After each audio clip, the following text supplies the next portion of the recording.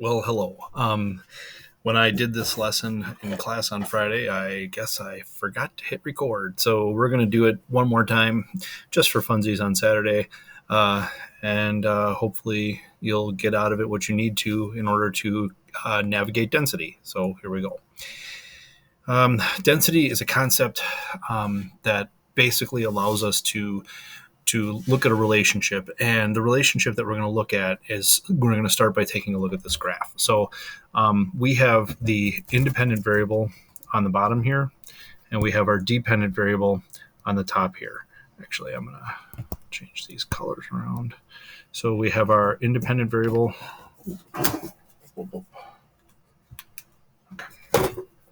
So we have our independent variable on the bottom here, and we have our dependent variable on the top here, or on the side here. So what this graph actually is saying to us is it's basically telling us that there's a relationship between the ratio. It's basically the ratio of mass to volume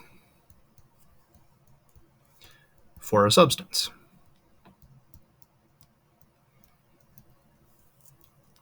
Now, what is this ratio actually telling us? Well, we're going to take a little bit closer look at that. But the first thing that we're going to do is we're going to go ahead and calculate the slope for each line.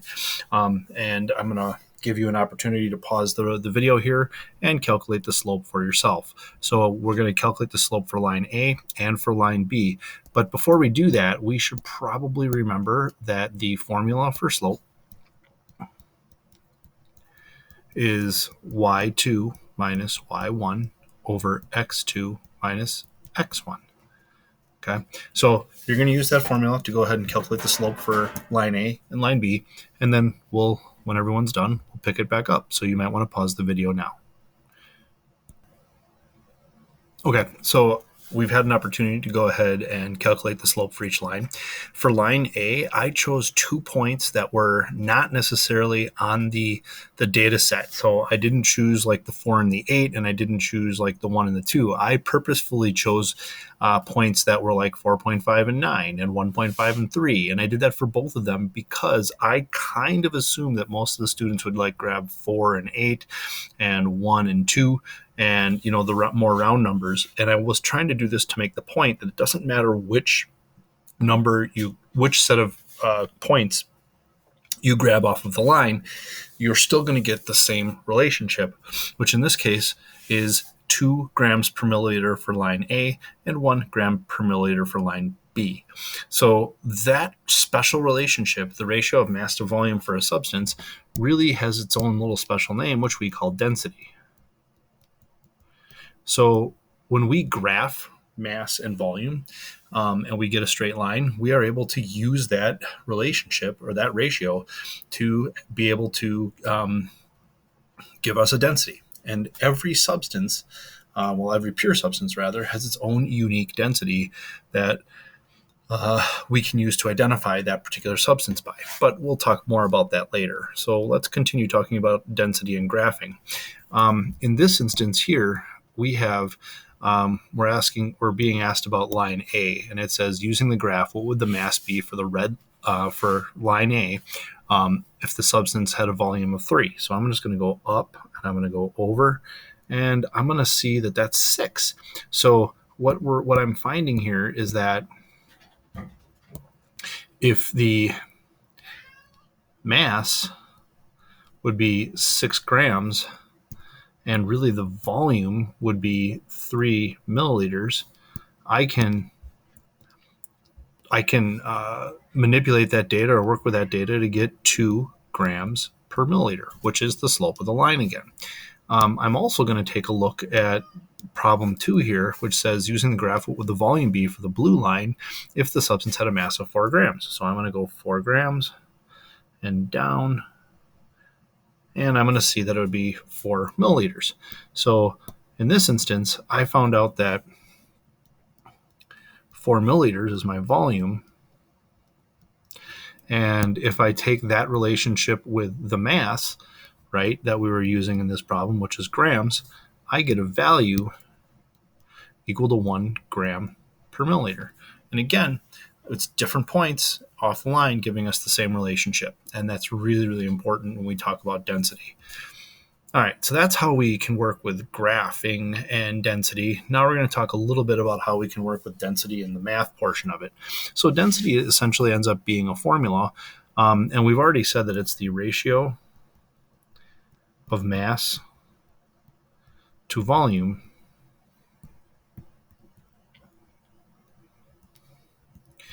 of a substance.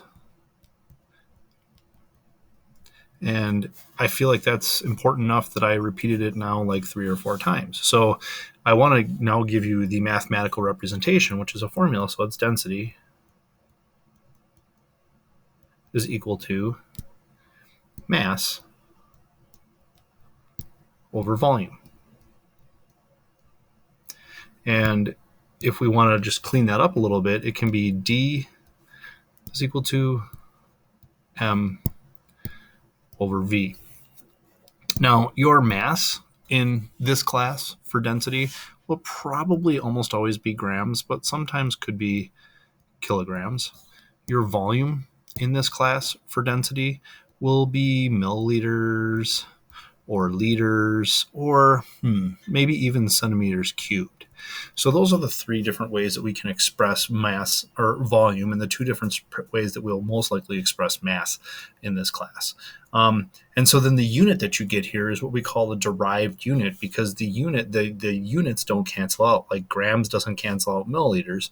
So density's unit could be grams per milliliter, or it could be grams per liter, or it could be kilograms per liter, or grams per centimeter cubed. And those are the units that you might see. All right, so let's go and practice this a bit. So I always think that it's a good idea to take some time to identify my variables when I'm doing a problem. It helps me to keep track of the things that I have versus the things that I have to solve for. So in problem number 1, it said what would be the mass if the density of an object is 1.34 grams per milliliter. The problem said what is the mass? So I'm going to solve for that. And then the volume, I'm told in the problem, is 54.92 milliliters. So what I like to do when I do these problems is, now that I've got my variables set up, I always identify my formula that I'm going to work with. And in this case, it's density is equal to mass over volume, which is pretty simple. And then I'm going to go ahead and substitute in the values that I know. So in this problem, I know the density, which is 1.34, wrong color, 1.34 grams per milliliter. I'm solving for my mass, which would basically be my X in this formula, and I know the volume to be 54.92 milliliters. So when I go to solve this problem, the steps that I need to take are going to be, I need to multiply both sides by 54.92 to get mass by itself. So when I do that, it's going to look like this. 54.92 milliliters times the density, which is 1.34 grams per milliliter. Yes. 54.92 milliliters and 54.92 milliliters. Okay. Now, so when I solve this problem, I'm going to use my calculator, and I'm going to take, 54.92 times 1.34, and I get something like 73.5928 is equal to my mass. Now, I want to make a point that when I do these problems, I don't assume, I know that I didn't necessarily have to show the work to multiply both sides by 54.92, but I also don't want to assume that every student knows what I'm talking about, especially if they weren't here when we did this lesson. So remember, this is what allows us to cancel out one quantity and move it to the other side. Now, we have our answer, but we do not have the answer in the appropriate sig figs. So we need to go back and identify the appropriate significant figures here. And so if we're going to, this density has a decimal in it. So I'm going to draw an arrow to the first non-zero digit and underline 1, 2, 3. So that gives me 3 sig figs, and 54.92 has a decimal in it. So I'm going to draw an arrow. 1, 2, 3, 4. So that has 4 sig figs. So that tells me that because I'm multiplying and dividing, right? Multiply and divide, I go by the fewest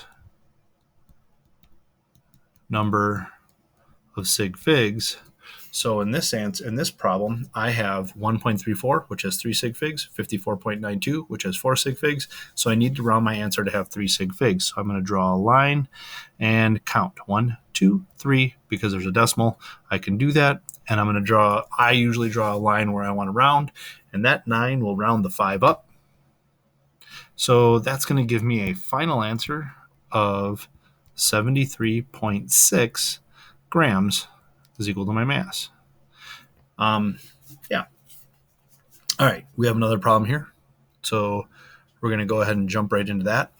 The question is asking me what the volume is if I know my density. So in this case, my density is equal to 0.993 grams per centimeters cubed.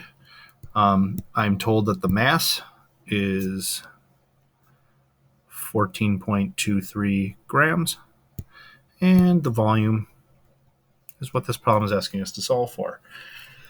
So just like we did before, I'm going to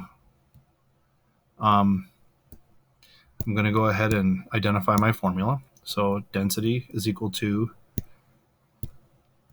mass over volume. I'm going to substitute in my variables that I know. So in this case, I know that the density is 0.993 grams per centimeters cubed. The mass we know is 14.23 grams, and the volume is what we're solving for. Now, in this instance, I'm going to, again, show a lot of the steps because I know that some people, like I said, might not be here or when we do this in class, and I just want to make sure there aren't any questions. So I know that in order to solve for volume, I have to multiply both sides by volume first. So that's going to look like this.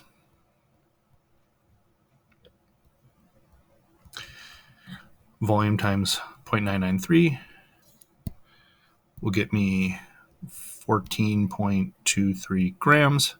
And then I multiply both sides by volume, which allows me to cancel out volume on the right side. The next thing I'm going to do is I need to divide both sides by 0.993. So that would look something like this.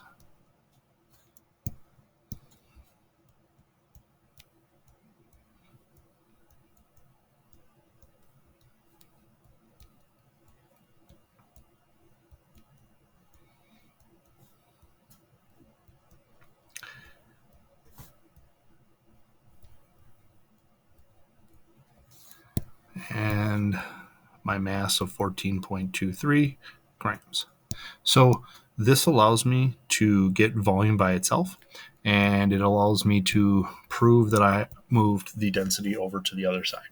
So at this point, I'm going to take the 14.23 divided by 0.993, and I get something like 14.33. So I'm looking for blue. So I get something like 14.33031219er, which would be my volume. So what I need to do now, as we've done in the past, or just now rather, is identify significant figures. So we're going to go back to our value in our original problem, and I'm going to draw a line to my first non-zero digit and underline 1, 2, 3. So the density has 3 sig figs. My mass 1, 2, 3, 4 has 4 sig figs. So again, because we're multiplying or dividing, we need to round our answer to have 4 sig figs. So I'm going to draw a line and go 1, 2, 3. I'm sorry, I misspoke. 3 sig figs. So I'm going to round it to 14.3. And then I have to assess the appropriate unit. Volume is equal to 14.3. In this case, it's going to be centimeters cubed. Now, some of you are probably saying to yourself, yeah, but what is the bare minimum amount of work that I need to show? So let's talk about that. I always tell my students that we're going to give you 1 point for identifying your formula, 1 point for the substitution, and 1 point for your answer with the appropriate number of sig figs and units. So I guess that's the bare minimum. Do you have to show the steps in between? Not necessarily. However, the more work that you show your teacher, the more able we are to help give you credit if you made an error somewhere along the way. So usually these density problems will be like worth 1, 2, 3 points. Formula, substitution, answer, formula, substitution, answer. And so you should probably be in the habit of that. All right, so that's density mathematical. Now we need to talk about density conceptual. We've already said that density is the amount of mass in a certain amount of space, and this will be like the 5th time I say it. Density is also the ratio of mass to volume. And because the technical formula or the technical relationship is the amount of mass per certain amount of space, it allows us to talk a little bit about density by just kind of like talking about the parts of it, or at least observing. Now, so here we have a teeter-totter or a balance beam with substance A and substance B. And we are telling you that the density of substance A is 2 grams per cubic centimeter, and the density of substance B is 1 gram per cubic centimeter. And right now we are showing you that the balance beam is in balance. And the only way for the balance beam to be in balance is if we have the same amount of mass on both sides. So when the question says, what would happen if the balance if there were equal masses of A and B? And it actually doesn't matter what the mass is, but I'm just going to pick a random number, and I'm going to put in here like 6 grams. And so that means that we have 6 grams of A and 6 grams of B. And that means that the masses are equal, so the teeter-totter will be equal. So in this instance, your response would be, well, nothing. Nothing would happen. Or more specifically, the balance or the mass, the substances would be in balance. And hopefully that makes a little bit of sense, because if I have 6 grams of, bowling balls and 6 grams of feathers, they're going to be the same mass, and so they're going to stay. They're not going to tip the scale one way or the other. Now, it gets a little bit more difficult or tricky when we talk about volumes. So in this instance, we're going to use the same teeter-totter. And I think I'm going to draw it because it might be easier to see or less confusing. Okay, so we have our 2 grams per centimeter cubed and our 1 gram per centimeter cubed. Now, in this instance, it says, what would happen to the balance if there were equal volumes of A and B? So volumes, I don't know. I'm going to choose an arbitrary volume. It doesn't matter what volume it is. So I'm going to say it's like 3 milliliters, for example. So that means that at substance A, we're going to have 3 milliliters of it. In substance B, we're going to have 3 milliliters of it. And some of you are probably thinking to yourselves, oh, I know exactly what's going to happen. I can predict it without even doing any math, but I want to do a little bit of math on this one just so that I can help drive this idea home. So I remember that the density formula is equal to mass divided by volume.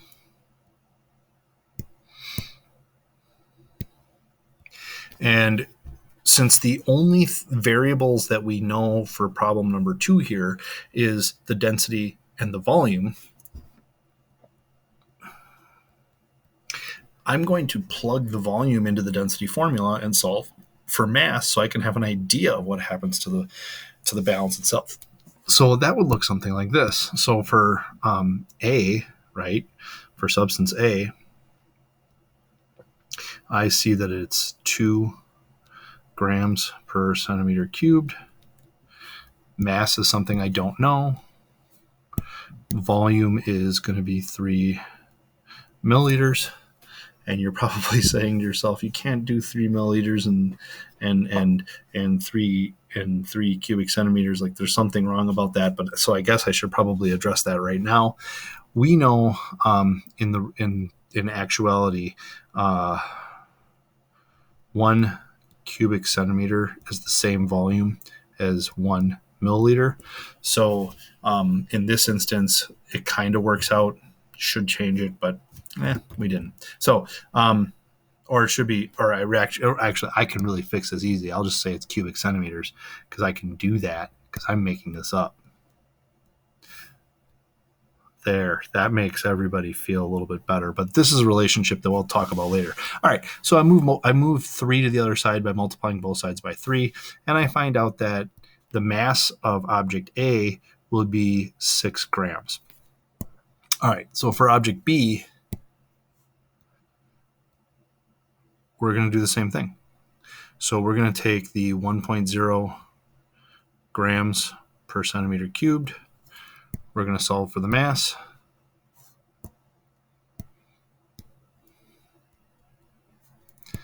We're going to solve for the mass. We know that the volume is the one that I chose, which was 3 centimeters cubed. Multiply both sides by 3 centimeters cubed.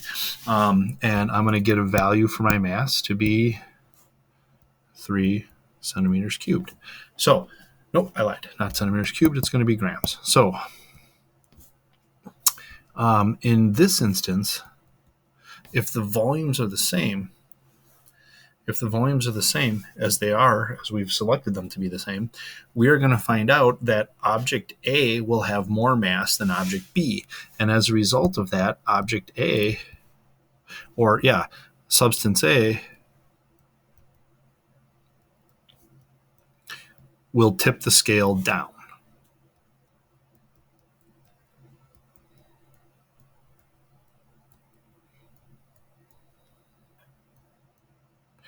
And you don't necessarily have to do the math for this, especially if you can see it and understand it. But then you're going to have some explanation. Like, I know for a fact that substance A will have more mass in 3 centimeters or in a given volume than substance B will. So you're going to have to be able to have some explanation. So I guess the cheat code or the easiest way to definitely have the explanation is to do the math. Okay. All right. So let's talk a little bit more about floating and sinking, because that's also a density thing. You may know that, like, for example, if we take a bowling ball and a volleyball and they're roughly the same size, you put the volleyball into a bathtub filled with water, the volleyball will float. And the bowling ball, if you put that into a bathtub full of water and it's the same size as the volleyball, it'll sink. And some of you might be able to articulate or say, well, it's just because the bowling ball is heavier. Well, yep, that's true. The bowling ball is heavier. But the reason why the bowling ball really sinks is more along the line of there's more stuff in the same area of volume than there is in the volleyball. So what we really mean is that the ratio of mass and volume is greater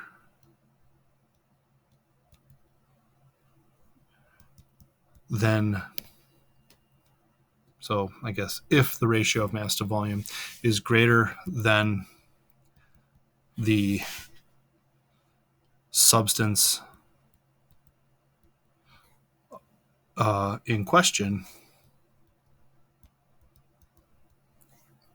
it will sink.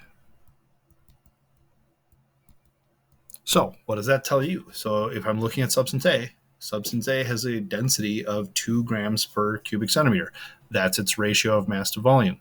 Substance A is placed in a liquid with a density of 1.5 grams per cubic centimeter, which has a smaller ratio of mass to volume. Then it will sink. So the explanation part would be substance A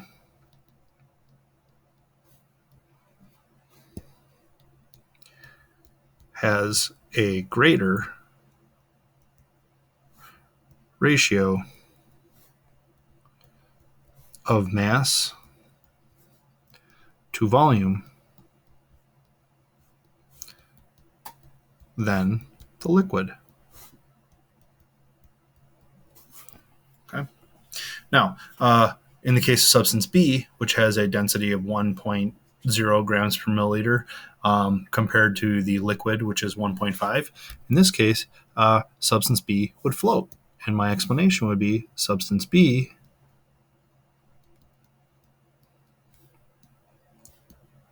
has a smaller ratio of mass to volume than the liquid.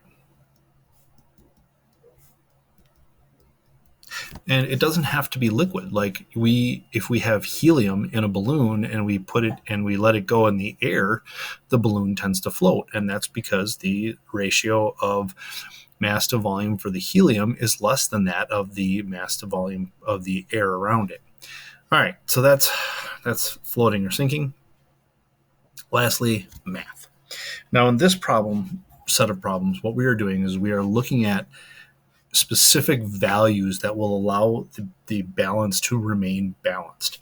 So here we have substance A and substance B, and we want to know how much the volume of substance A we're going to need to keep this in balance if we're starting with 6 grams of B. So I know that I have 6 grams of substance B, and in order for this balance beam or scale to be in balance, we need to have 6 grams of substance A. That's just the way that it is. But the question is asking how much of substance A will we actually need? So again, we're going to go back to our density formula, which is mass divided by volume. And we know that we already know everything we need to know about substance B because that's how much of it we have. So what I'm going to do is I'm going to take my 2.0 grams per centimeter cubed of substance A, and I'm going to throw 6 grams in the mass slot, and I'm going to solve for volume.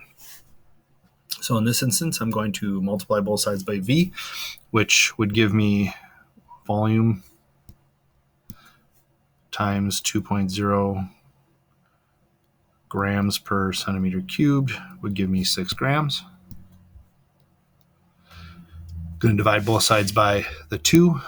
So that's going to give me a volume equal to, let's say, 6 grams over 2.0 grams per centimeter cubed. So this is going to tell me that the volume that I need is 3 cubic centimeters. Okay, so that's the volume that I'm going to need. So I only need 3 cubic centimeters of substance A to balance out 6 grams of substance B. All right, problem number 2. What volume of B would you need to balance out 12 cubic centimeters of A? So I think I'm going to draw this one more time because like we did the last time. So we have A on a balance with B like that. Okay, and we know that this is 2 grams per centimeter cubed, and this is 1 gram per centimeter cubed. And we now know the volume of A. Volume of A is 12 centimeters cubed. Okay, so the question is, what's the volume of B need to be? So again, this is a density problem.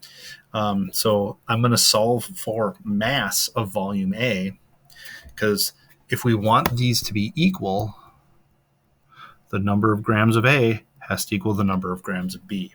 So I'm going to solve for mass. So I'm going to take the density of volume or of substance A, which would be 2 grams per centimeter cubed. I'm going to solve for the mass. And I know that the volume is 12 centimeters cubed. Multiply both sides by the 12. 12 times 2 gives me a mass of 24 grams. So that means that if I have 12 cubic centimeters of substance A, I have 24 grams of substance A.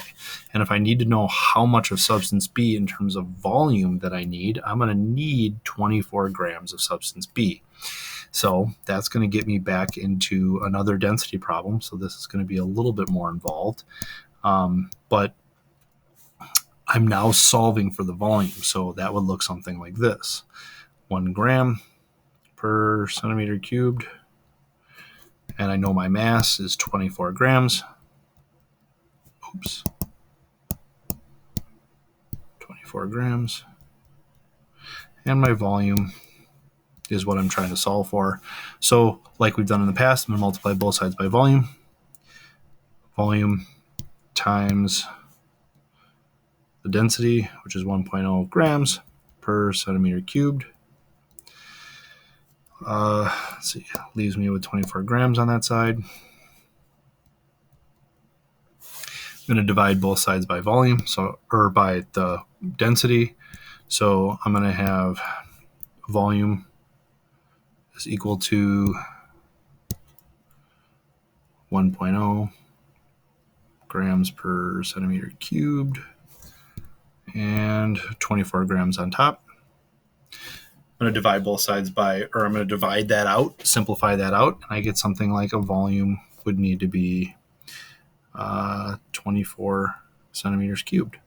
So this problem, we had to first find the mass, take the mass over to the and put it into the density formula a second time, and then we found out that the volume was 24 cubic centimeters. So they won't always be like, problems like this won't always be as simple as the density ratio will be like 1.0 for all of them. Most of the time it won't be like that at all. But we, I think, chose simple numbers so that we could make this as easy as possible, at least to like work through and maybe even to visualize. But that's density. So we talked about graphing with density, we talked about math with density, and then we're talking about comparing substances and density conceptually speaking. So hopefully you feel pretty confident with density, and have a good afternoon. Bye now.